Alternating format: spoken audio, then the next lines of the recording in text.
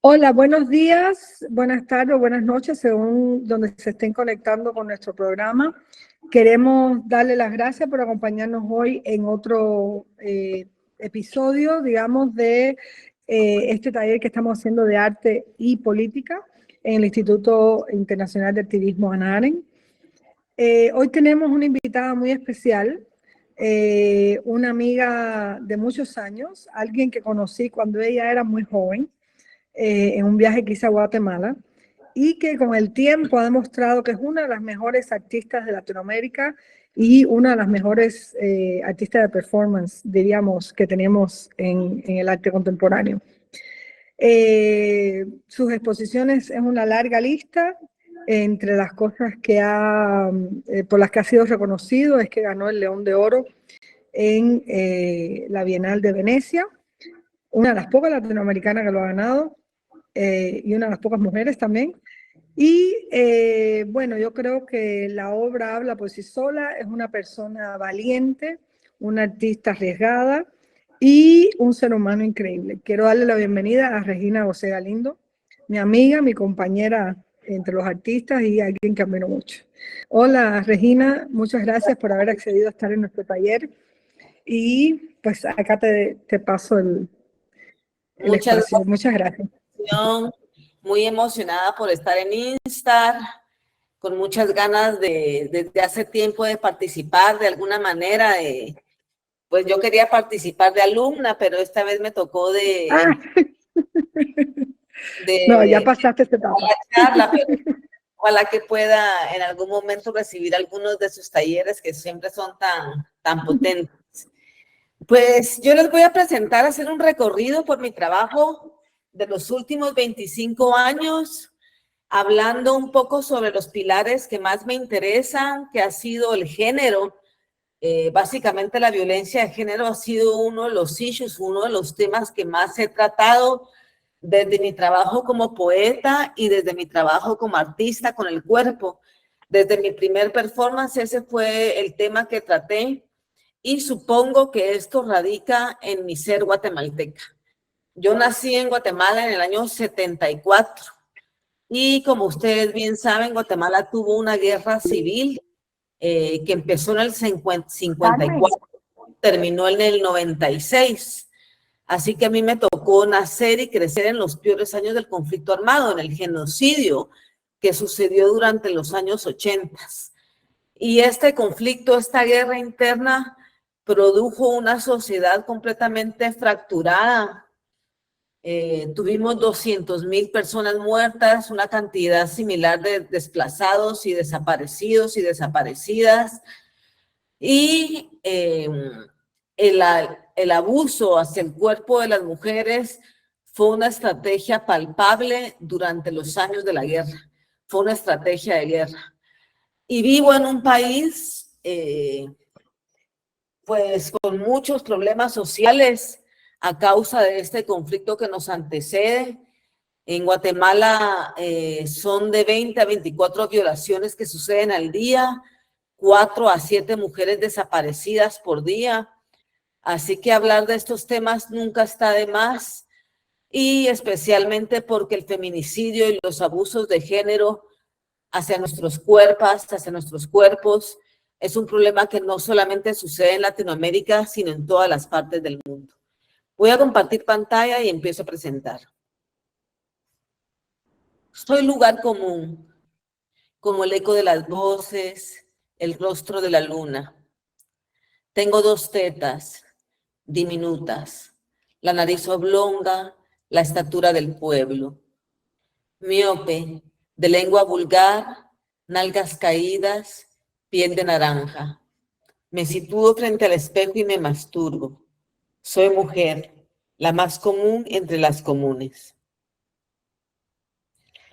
Este fue mi primer performance, que se llamaba El dolor en un pañuelo, y yo estaba colocada, amarrada a una cama vertical y la gente me podía ver solamente a través de un agujero en la puerta. Yo había hecho una referencia con la pieza de Duchamp de la mujer detrás de la puerta, en donde la mujer se puede ver solamente a través del cerrojo. En este caso se podía ver solamente a través de este agujero y lo que veían era una mujer a la cual se le estaban proyectando noticias de violencia de género. Yo antes de ser artista era escritora, soy poeta, escribía narraciones cortas, cuentos cortos, y entonces durante más de un año yo había estado recolectando estas noticias de violencia de género para escribir acerca de esto. Mis amigas Jessica Lagunas y Mariadela Díaz me invitan en el año 1999 a realizar mi primer performance. Yo no tenía ideas claras de lo que era el arte contemporáneo y sin embargo en el año 1999 sucedieron una serie de eventos en Guatemala que me abrieron los ojos y me abrieron el camino para yo ser artista. Había un grupo de artistas llamado SPY, Proyecto de Arte Independiente, donde habían artistas ya establecidos, estaba Aníbal López, Darío Escobar, Diana de Solares, María Dolores Castellanos, Marion Reinhardt, y ellos lo que hacen es invitar a 3 artistas jóvenes, muy jóvenes en mi caso, yo no tenía ningún proyecto en mi pasado, solo tenía poesías escritas, y nos dan la oportunidad de poder presentar nuestras ideas. Y esto fue un parteaguas para mí. A partir de este primer performance, yo reconozco que el performance es un medio en el cual yo puedo laborar, es decir, tenía una serie de ideas y expresiones y motivaciones y cosas que decir, me sobraba la rabia, me sobraba el impulso, y de cierta manera cuando conozco el performance me doy cuenta que la palabra ya no me basta para poder expresar todo lo que llevo dentro. Así que decido utilizar el cuerpo como medio. Esta slide es muy importante porque nos cuenta un poco el paso del tiempo. 30 violaciones en solo 2 meses. Un titular en la actualidad diría 24 violaciones en un solo día. Para eso sirve el arte, para también contar qué es lo que sucede con el paso del tiempo. En este caso específico en Guatemala, pues la situación ha ido de mal en peor, pero también podemos hablar de que hay una cultura de denuncia que ha crecido. En el 2008 existe en Guatemala, aparece en Guatemala, se construye en Guatemala una legislación de género, la ley de feminicidio, que es una ley que es de las más actuales y potentes de toda la región latinoamericana y del mundo. De hecho, en España, Italia y en algunos otros países han pedido asesoría legislativas en Guatemala específicamente sobre estas causas. Y lo que sucede es que el sistema legislativo no está adaptado para las leyes. Seguimos trabajando con legisladores y legisladores de la época del conflicto armado, gente apegada a los militares, que se encargan de mantener en corrupción y en el peor estado a este país llamado Guatemala. Y entonces estas legisladores y legisladores, a pesar de que contamos con la ley, no hacen uso de esta legislación. Y el 99% de los casos de violencia de género quedan en la impunidad. Esto es himenoplastía, es el año 2004 y yo encuentro una notita en un periódico donde ofrecía devolver la virginidad. Yo voy a esta clínica, encuentro que es una clínica donde se practican abortos clandestinos y también se practican este tipo de operaciones, que no era una himenoplastía como tal. Este es un procedimiento prohibido en Guatemala. Es legal en los Estados Unidos, pero no en mi país. Y en Guatemala no se ejecutaba una himenoplastía como tal, una regeneración del himen, sino se cortaban los labios menores y se cerraba el introito vaginal para que cuando hubiera penetración hubiera dolor. Y cuando estoy produciendo el proyecto en la clínica, me topo con mujeres de clase media que querían casarse y tenían que operarse para poder acceder al matrimonio porque ya no eran vírgenes y sus prometidos pensaban que ellas todavía mantenían este estatus. Es decir, Guatemala es un país súper machista que sigue exigiendo la virginidad como estatus para el matrimonio, pero estaba sucediendo una segunda situación terrible, que era estas operaciones se ejecutaban sobre el cuerpo de mujeres jóvenes o niñas que estaban en el negocio de la trata. Se les operaba para poder ser revendidas una y otra vez como mujercitas o niñas vírgenes. En este caso, en esta pieza que fue tan dificultosa, tan difícil para el cuerpo, que era tan riesgosa, pues hice una preproducción muy profunda. El performance requiere mucho cuidado, requiere muchos pasos que cuidar antes de realizarse, requiere preproducciones muy pensadas, muy reflexionadas, muy concisas, muy precisas. En este caso yo hablé con mi ginecólogo, le comenté lo que iba a hacer. Él, por supuesto, su primera reacción fue decirme, estás loca, no lo hagas, pero él sabía que yo era artista, que lo iba a hacer, así que lo que me ofrece es, después de tu himenoplastía, por favor pasa por mi clínica para que yo pueda reconstruir o entender qué es lo que te hicieron. Y fue la mejor decisión que yo pude tomar. Cuando yo salgo de la himenoplastía, me estoy desangrando, voy inmediatamente a la clínica de mi ginecólogo y el problema era muy sencillo. Cuando me cortan los labios menores, me dejan un punto abierto y por ese punto me estoy desangrando, así que lo que él hace es suturarme perfectamente y me reconstruye de cierta manera la vagina para que mi posoperatorio fuera menos traumático. Cuando hice la obra en el año 2004 en Guatemala y que se presenta la obra, no causó mayor alboroto, pasó de noche. No es hasta el año 2005 que la presento en la Bienal de Venecia y se habla de la pieza, rebota en Guatemala como un eco, porque yo me gano un premio con esta pieza. En Guatemala se abre una investigación sobre este tipo de operaciones. Yo mantengo mi promesa con el doctor que me hizo la operación.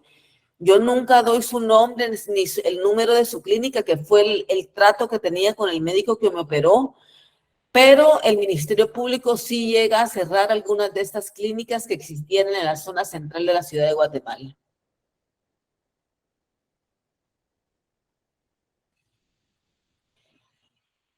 Esto es Perra. El año 2005 aparecen un grupo de mujeres asesinadas a las que previamente les han marcado con un cuchillo la palabra perra. Malditas perras o muerta todas las perras. Así que lo que yo hago es tomar el poder y la fuerza con mis propias manos y me escribo la palabra perra en mi pierna izquierda.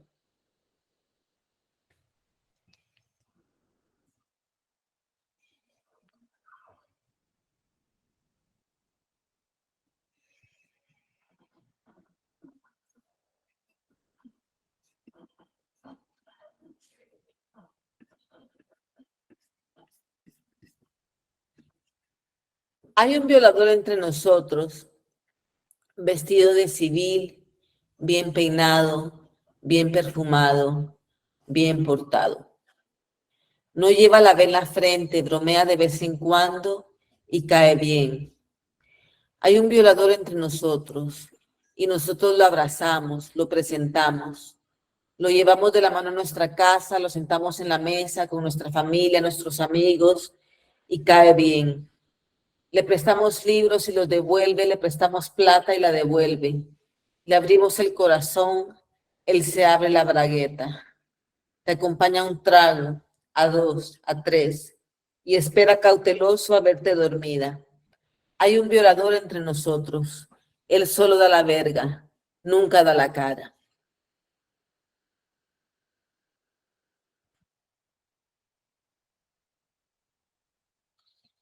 Este es un proyecto largo que empiezo en Guatemala, pero que ha cruzado fronteras.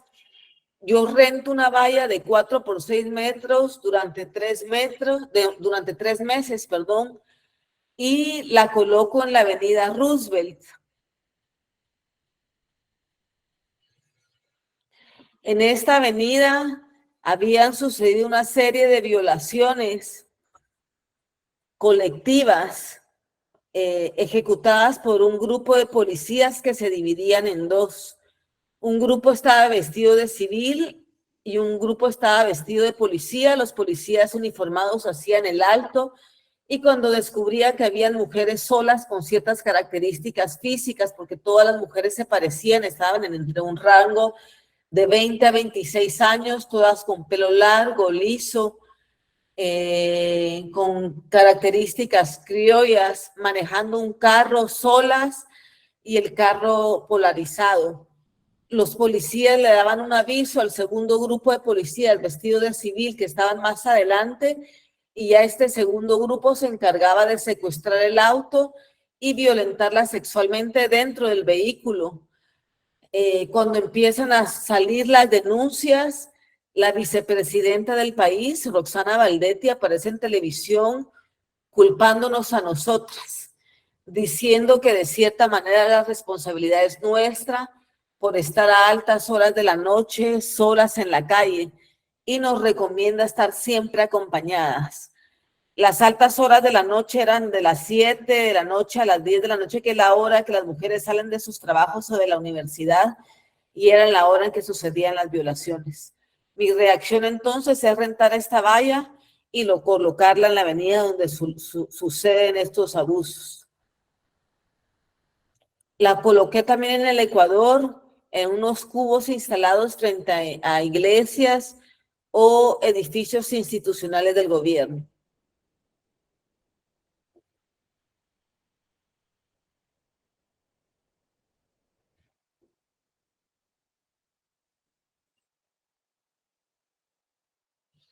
La colocamos en España, en MUPIs.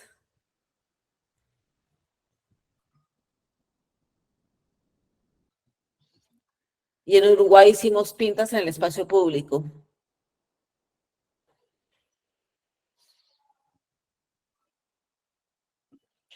Esto es Uruguay.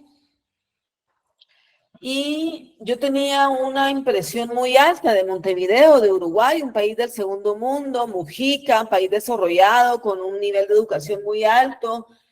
Y me topo con una noticia que verdaderamente me rompe, que yo no lograba entender cómo un país tan desarrollado podía tener tan altos índices de violencia de género. Cada 14 minutos se recibe en Uruguay una denuncia de violencia de género. Es decir, que el problema no está en la educación como tal, sino en la educación patriarcal, que sigue siendo el estatus normal de los países de todo el mundo. La educación patriarcal que nos enseña y nos muestra desde que son niños que los cuerpos de las mujeres están para ser utilizados, violentados o torturados, que están al alcance de cualquiera. Pues esta noticia me toca muy dentro y lo que yo hago es colocar una sirena de guerra que se activa durante 14 segundos cada 14 minutos en Montevideo, en el espacio público. Y la sirena tenía un pequeño mensaje, un pequeño cartel que decía: se recibe en Uruguay una denuncia de violencia de género cada 14 minutos.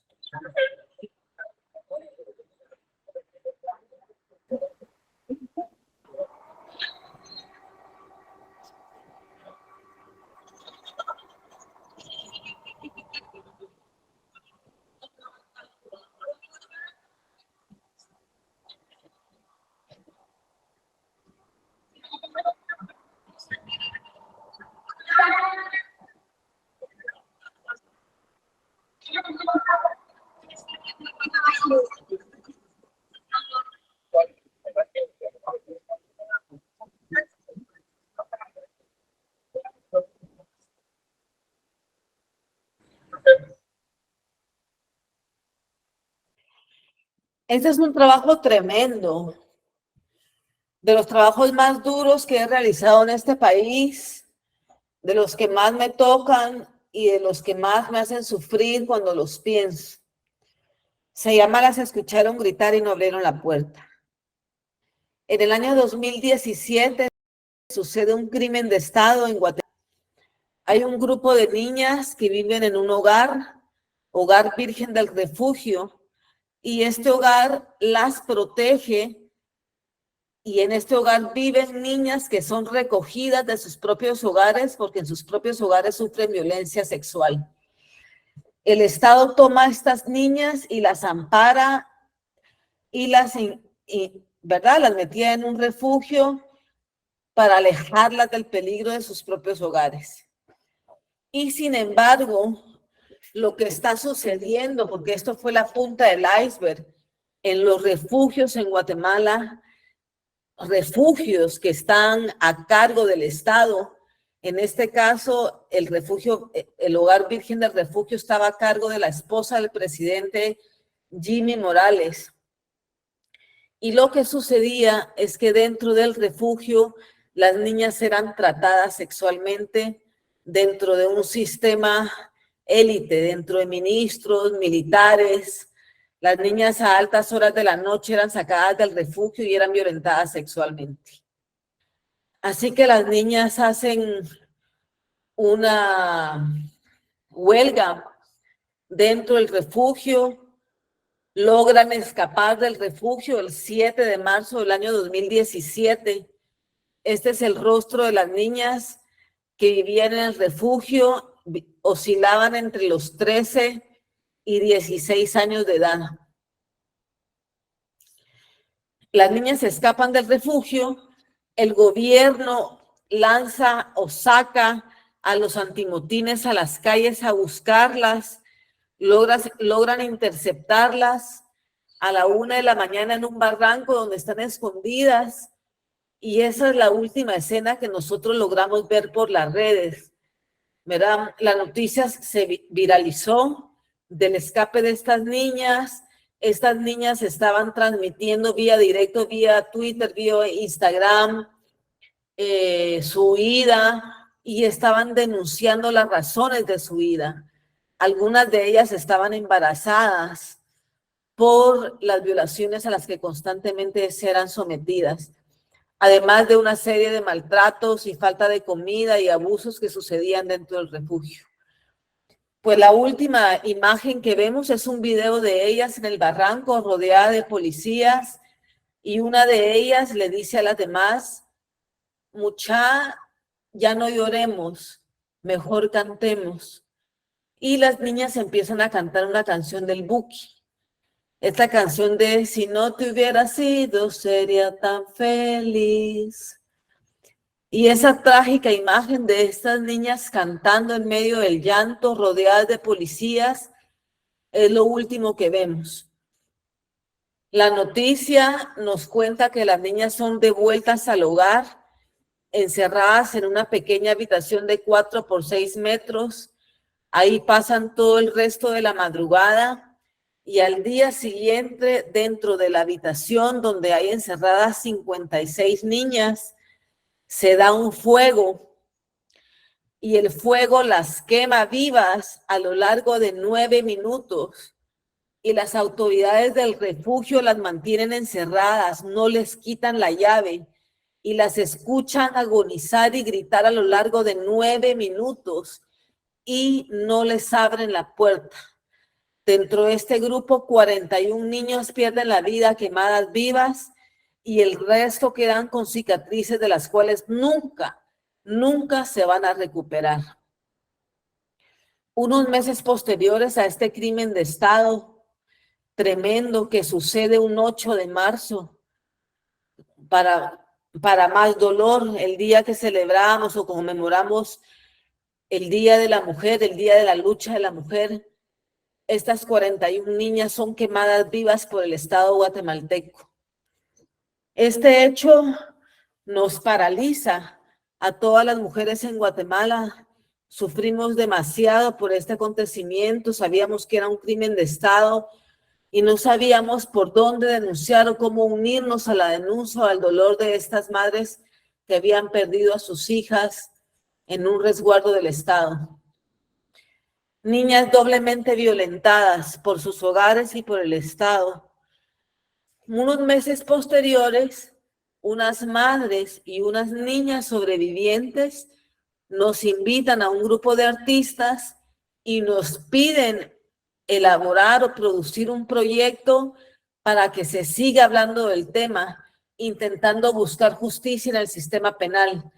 Desde el 2017, el juicio ha estado abierto y ha sufrido una serie de negligencias y paros y altos para que el juicio no suceda, para que el juicio no recaiga sobre los responsables, que llegaría hasta la presidencia, que en ese caso era Jimmy Morales. Y entonces lo que yo hago es hacer este performance que se llama Las escucharon gritar y no abrieron la puerta.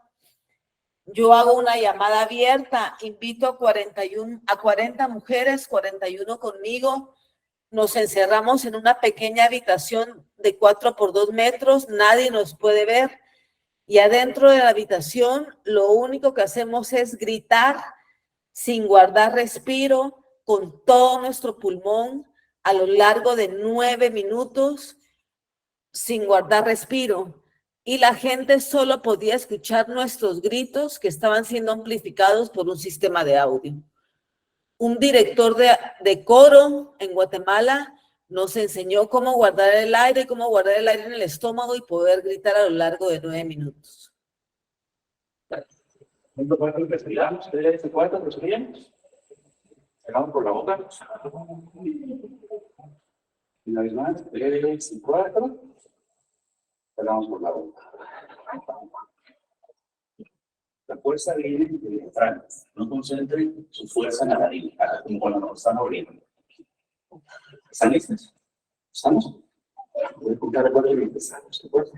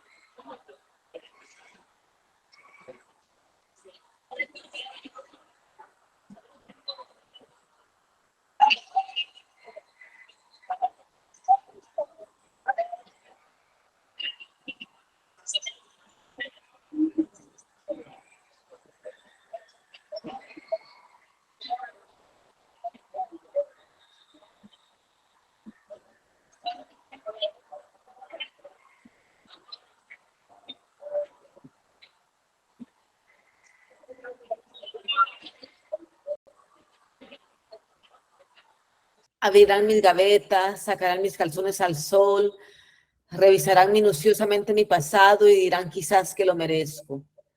Cada periódico hará un despliegue de mis defectos, mis vicios, mis fallas y dirán quizás que lo merezco. Se desnudaba con demasiada facilidad, dirán algunos, fumaba marihuana, dirán los otros. Saber en qué estaba metida, dirá fulanito, saber qué debía, dirá menganito. Se acostó con el que ahora es mi esposo, dirá la sutana, era una puta, dirá la fulana, una loca, pensará merengana. Una comunista que afirmaba el genocidio, escribirá Perengano. Una vergüenza para el país, apuntará Perencejo. Una cualquiera denunciará al policía. Tenía las uñas mal pintadas de rojo y una horrible telaraña en la parte de atrás. Una marera, concluirá el fiscal. Tenía la pierna tatuada con sopilotes y una horrible telaraña en la parte de atrás. Alguien localizará mis antecedentes penales en la comisaría de Santa Catarina Pinula y esa será mi perdición. Dirán entonces que era una paria, una delincuente, una mala semilla, una drogadicta. Las señoras en su casa dirán que fue lo mejor para Guatemala. El envidioso se alegrará en secreto con la noticia y unos cuantos que me quisieron no dirán nada. En mi entierro, mis 3 hermanas limpiarán sus lágrimas y limpiarán mi nombre. Dirán que es mentira, que Regina nunca estuvo vinculada al PRI, que no fue una puta, ni una loca, ni una vaga, ni una maleante, ni una bandida, ni una terrorista, ni una delincuente, ni una paria, ni una asesina, ni una ladrona, ni una extorsionista, ni una drogadicta, ni una vendida, ni una comunista, ni una criminal, ni una marera. Dirán que Regina fue su hermana y que fue buena. Y de ti, ¿qué dirán de ti si un día apareces muerta? Este es un proyecto que se llama Presencia y yo conseguí 13 vestidos de 13 mujeres asesinadas y los vestí, los usé durante 13 días, 2 horas cada día. El performance en su forma era muy sencillo. Yo estaba de pie con la ropa de las mujeres asesinadas y entregaba una hoja con la historia de vida de las mujeres, tratando de romper un poco con el estigma de que las mujeres que sufren violencia es porque en algo estaban metidas. Al contar su vida, demostrábamos que eran mujeres en su cotidianidad, mujeres normales como nosotras, como yo, como tú, y demostrábamos y contábamos su vida siendo trabajadoras, maestras, compañeras, esposas, madres, hermanas, ciudadanas, desde una posición no de la revictimización, sino en búsqueda de justicia. Sus familias me prestaron directamente los vestidos que ellos habían guardado para rememorarlas, vestidos que tenían guardados como tesoros para recordarlas, para olerlas, para pensarlas. Este es el vestido de Zaira.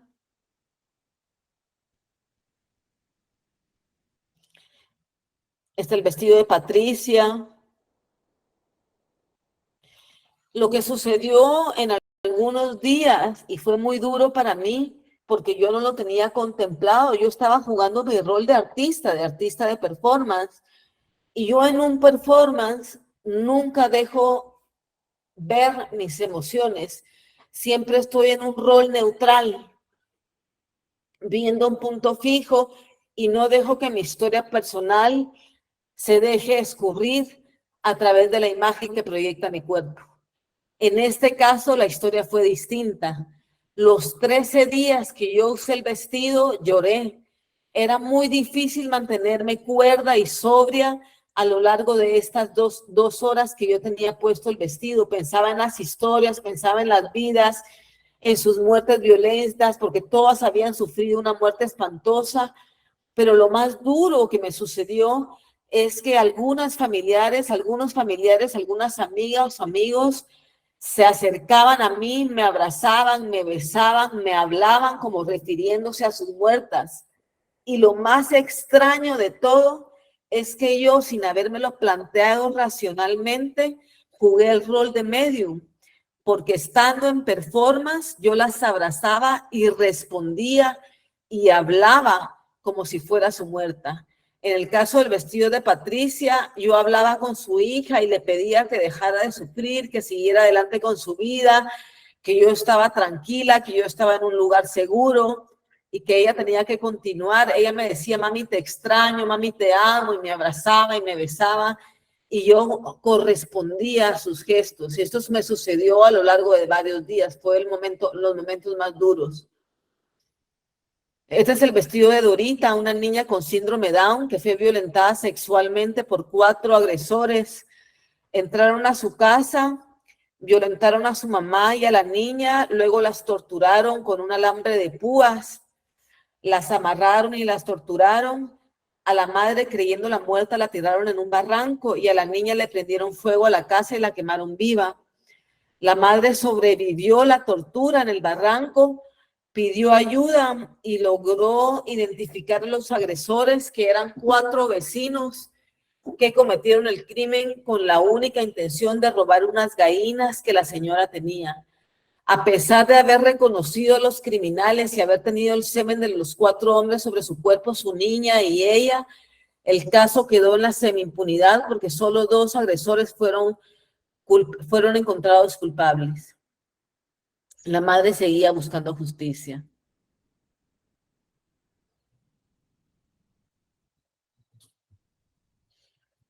Este es el vestido de Florence, una francesa que cometió el error de enamorarse de un hombre guatemalteco que la acosó.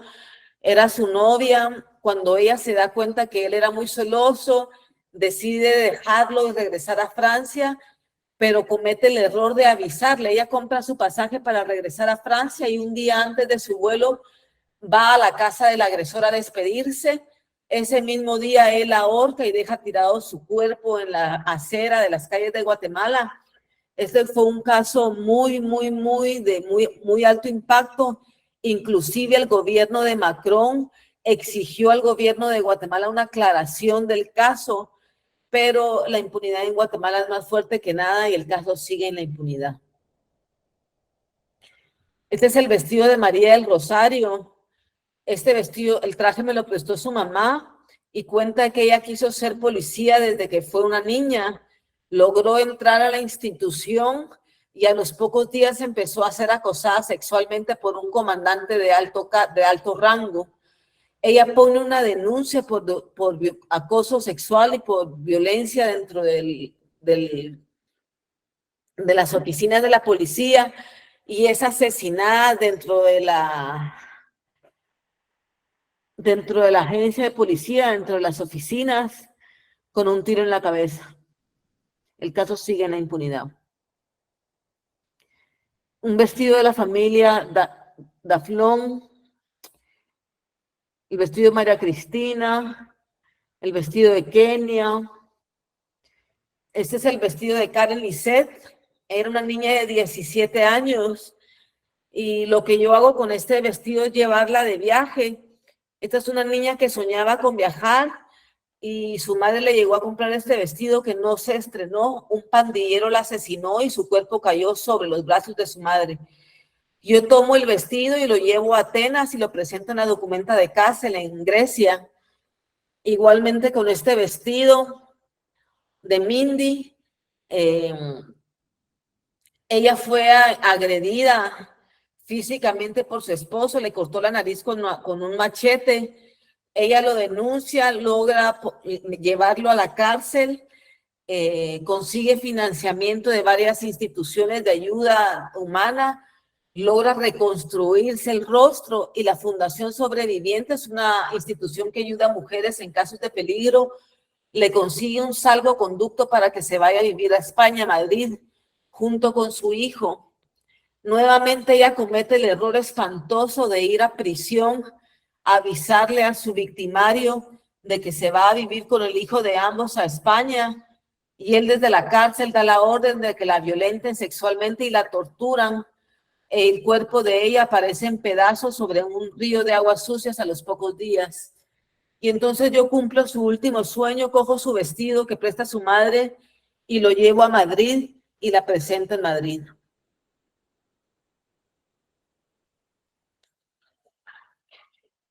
En Guatemala desaparecen 4 mujeres al día, 28 a la semana, 112 al mes. Tomando esas cifras como término, estas son los avisos de las desapariciones, las tradicionales avisos. Tomando estas cifras como base y aprovechando que vivo en una ciudad turística llamada Antigua Guatemala, muy protegida. Esa mañana que hago la obra junto con mi amigo Juan Esteban Calderón, han asesinado a una mujer en la Antigua Guatemala, recogen el cadáver y limpian las evidencias en muy pocos minutos y no se habla del caso. Es lo que sucede en la Antigua Guatemala, que se esconden los casos para poder proteger de la realidad al turismo. Ese mismo día lo que yo hago es aprovechar que la fuente tiene 4 sirenas las cubrimos a medianoche y así amanece con 4 rótulos en español, inglés y idioma maya. 4 mujeres desaparecen al día, Guatemala feminicida. Y pasan cubiertas las 4 sirenas hasta altas horas de la mañana que la policía la logra descubrir.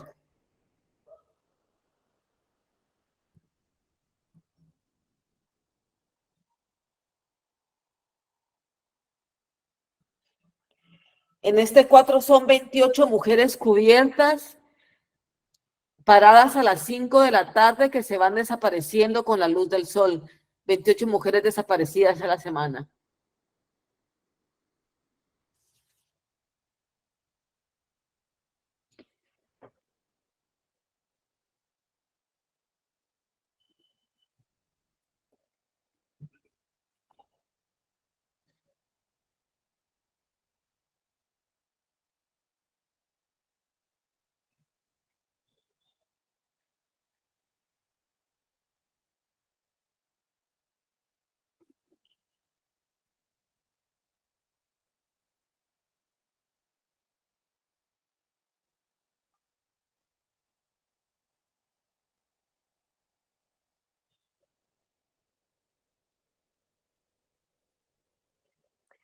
Y estos cuerpos que empezaron con las 4 fuentes cubiertas, me sirvió para un proyecto muy largo que ejecuté a lo largo de la pandemia en distancia. El primero fue aparición en Alemania, 2020, pleno año de la pandemia. Hacemos una investigación de cómo va la situación de violencia de género y está encrudecida en toda Europa a partir de los encierros que las mujeres nos vemos obligadas a sufrir con nuestros propios victimarios.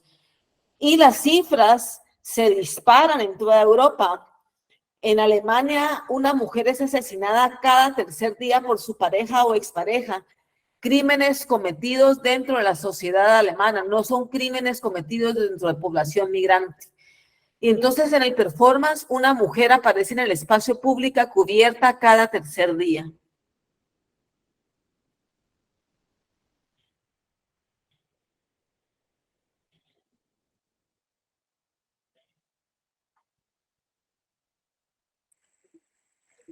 Esto es España.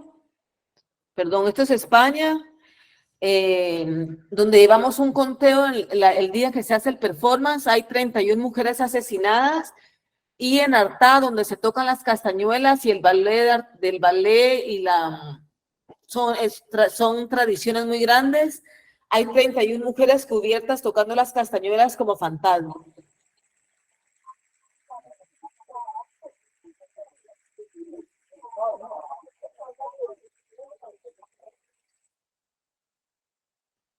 Esto es Italia, 34 mujeres asesinadas del día de 1 de enero al día del performance, 34 mujeres cubiertas cantando una ópera de Puccini, que es un grito de la libertad.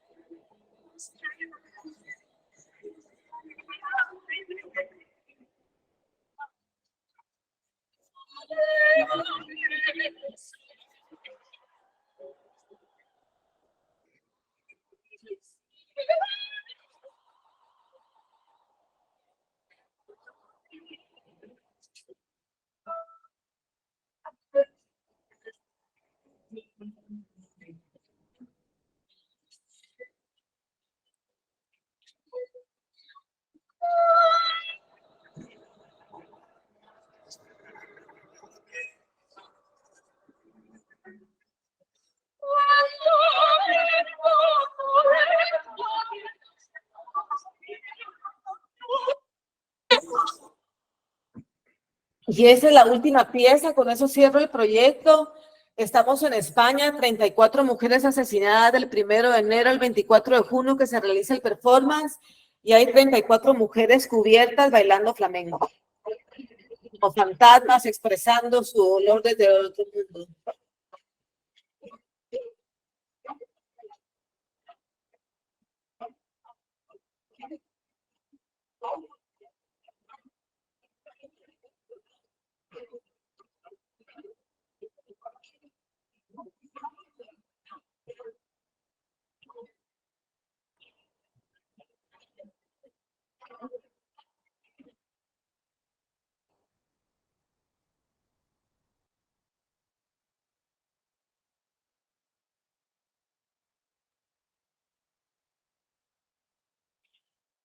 La violencia de Estado ha sido otro de mis grandes temas. Por supuesto, soy guatemalteca. He trabajado con una abstracción de una bandera negra guatemalteca, blanco y negro, y la he utilizado en diferentes formas. En este performance, Guatemala Feminicida, hago un recorrido por las calles de Guatemala y voy llevando arrastrando una bandera, una abstracción de una bandera, como trapeador limpiando las calles de este país misógino. Y una bandera de 4 por 6 metros elaboro, que coloco en los meses de septiembre la independencia en diferentes lugares, y la bandera participa en varias protestas contra la impunidad en Guatemala hasta el año 2018, en donde logramos izarla en el asta del Parque Nacional.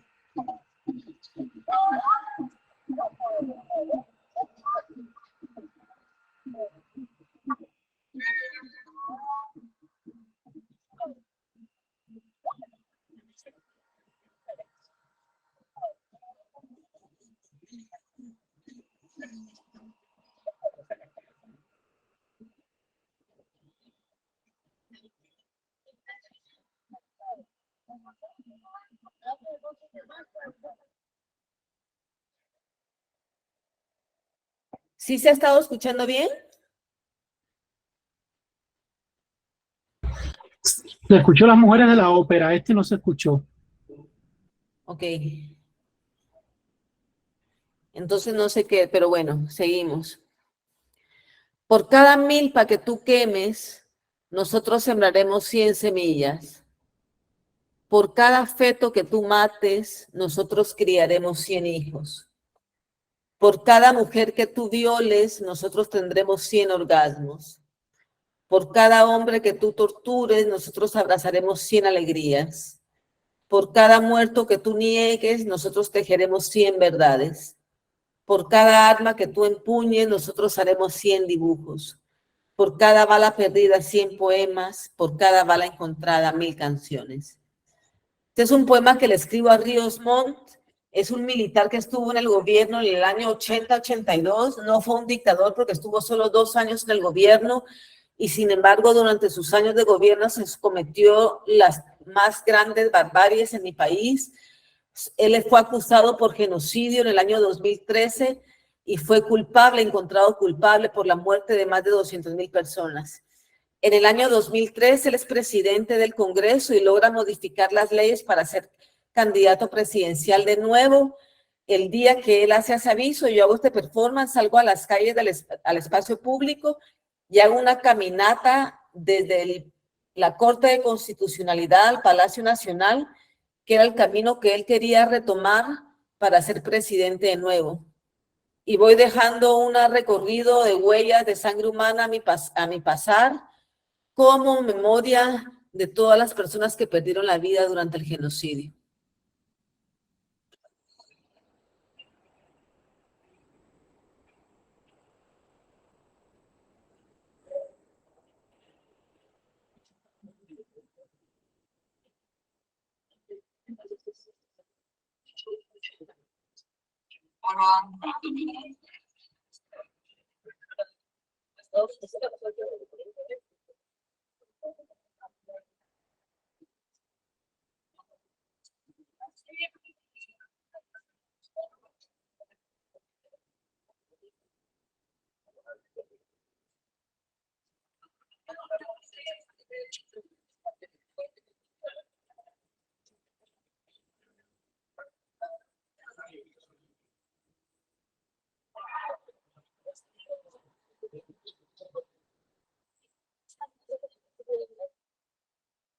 Voy a correr un poquito porque me queda poco tiempo, así les puedo mostrar más cosas.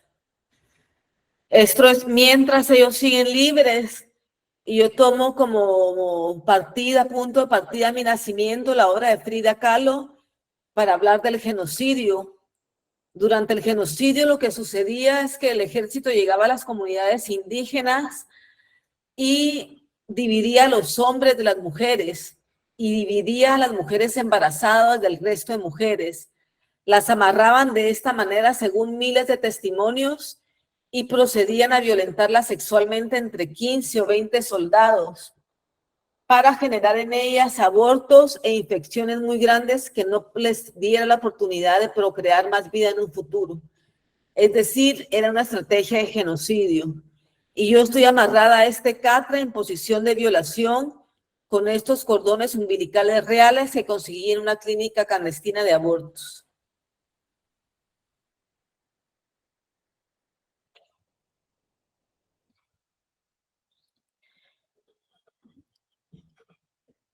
Este es un testimonio importantísimo que se escuchó durante el juicio por genocidio contra Ríos Montt.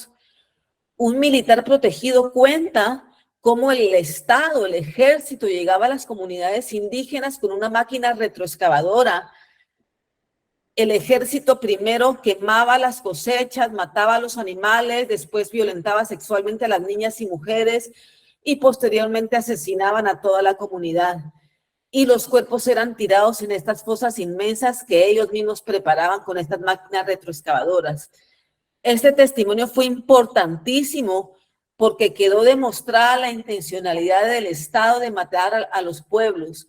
Llegaban a los pueblos con la intencionalidad de masacrar y por eso llegaban la máquina retroexcavadora. Yo hago una fosa inmensa de 4 por 5 metros y me quedo sostenida en ella en posición de resistencia. Podría tener una lectura también de defensa del territorio con todo lo que está sucediendo en la actualidad de robo y despojo de territorio y de agua que las comunidades mayas defienden con su vida.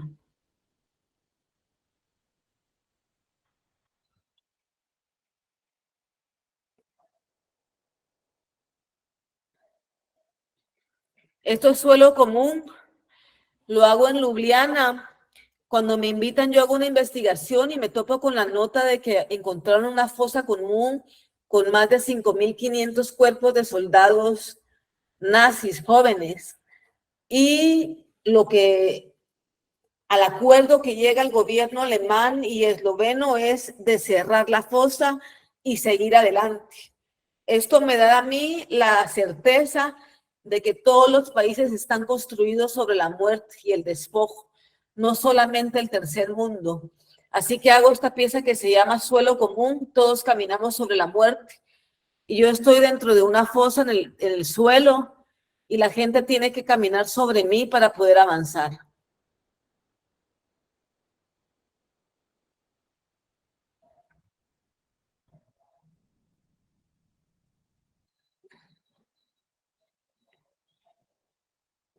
Limpieza social, recibo un baño de presión como el que reciben las personas que ingresan a presión. Y este baño fue dado por un bombero real. Yo tomé la idea de unas manifestaciones en París, en donde los manifestantes eran calmados por unas mangueras a presión dadas por los bomberos. Entonces yo le pido ayuda a este bombero que realice conmigo esta acción.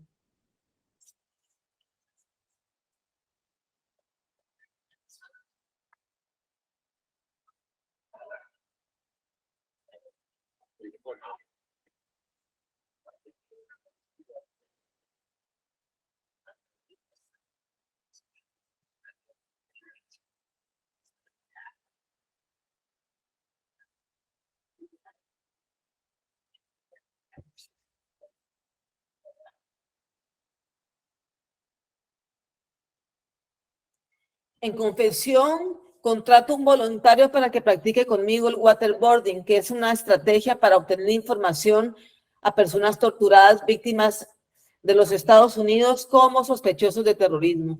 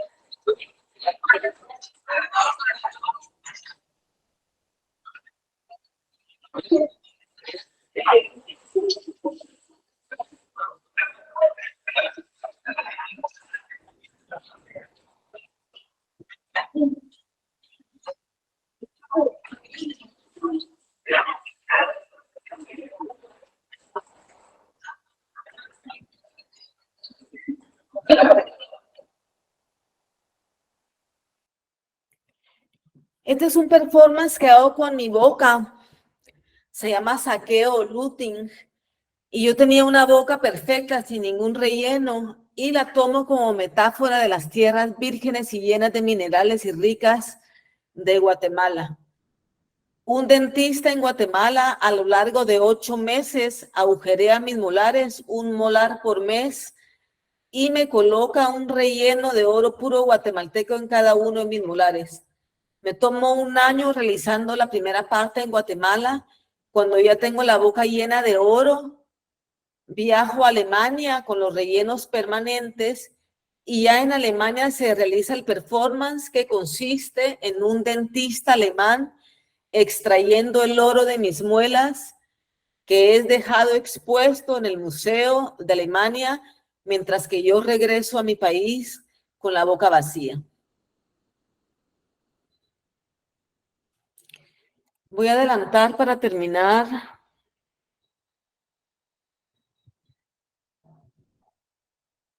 Con esta pieza, con estas 2 piezas, este es el gran retorno, un trabajo sobre los retrocesos democráticos.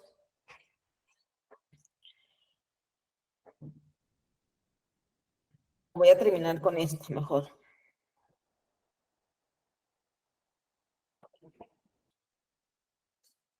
Estamos hablando de saqueos, de industria minera, industria extractiva, que son los grandes enemigos de Latinoamérica en esta época. Guatemala está sufriendo muchísima persecución para las activistas y defensoras de la tierra, del agua. Están siendo criminalizadas y criminalizados, están siendo llevados a prisión, cumpliendo penas, siendo presos políticos y siendo asesinadas. Muchas personas han sido asesinadas por el simple hecho de defender el río, el agua, la tierra. Y en el año 2021, un activista muy conocido llamado Avelino Chupcaal se acercó a mi casa. Yo estaba muy impresionada por su visita. Se acercó con Andrés Sierra Cano, otro activista, defensores del territorio, y llegaron a mi casa con la propuesta de invitarme a unirme a su lucha a través del arte. Lo que me comentaban es que la lucha los activistas estaban muy criminalizados, estaban siendo encarcelados, la lucha estaba siendo muy cansada, agotadora. Cuando hacían un plantón o una marcha en el espacio público, eran detenidos y llevados a prisión, y me preguntaban de qué manera, si a través del arte podíamos hacer una propuesta, un performance de lucha en donde las activistas y los activistas no fueran criminalizados. E hicimos ríos de gente. Allí donde hubo un río, allí cantemos. Y lo que hicimos fue formar ríos en donde alguna vez pasó el río que fue secado o desviado por la industria minera. Realizamos 8 ríos, el río más grande de 1.500 metros, lo hicimos con más de 2.000 personas participando, eran comunidades ya organizadas de defensa del territorio.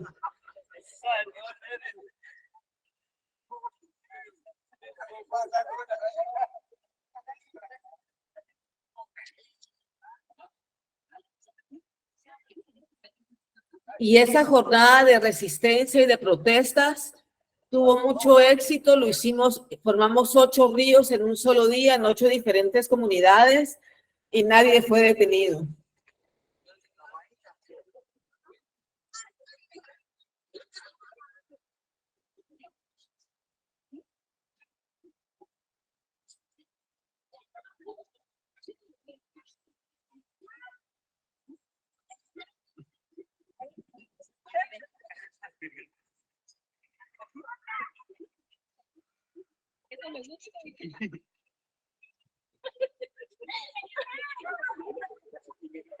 Y esta fue una pieza muy importante para mí, aprendí una gran lección, porque trabajé con mujeres y hombres ya organizados en la lucha, y la gran lección que yo obtuve fue que todas ellas y ellos luchaban desde la dignidad y la alegría, y me enseñaron otro camino para en mi búsqueda de justicia, que se puede seguir luchando desde la alegría, desde el gozo y de la resiliencia. Y fue una lección que espero poder seguir poniendo en práctica durante los siguientes años en diferentes propuestas. No todo tiene que surgir del dolor. La lucha también puede surgir desde la alegría y el gozo.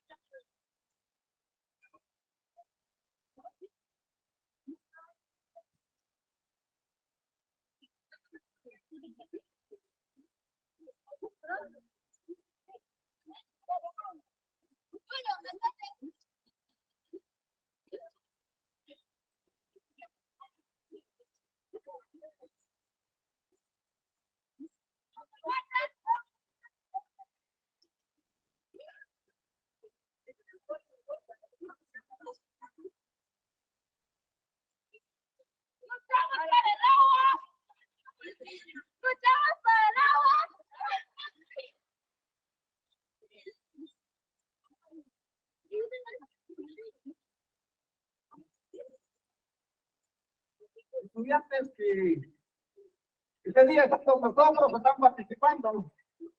Dice que el agua gota a gota se agota. El agua es vida.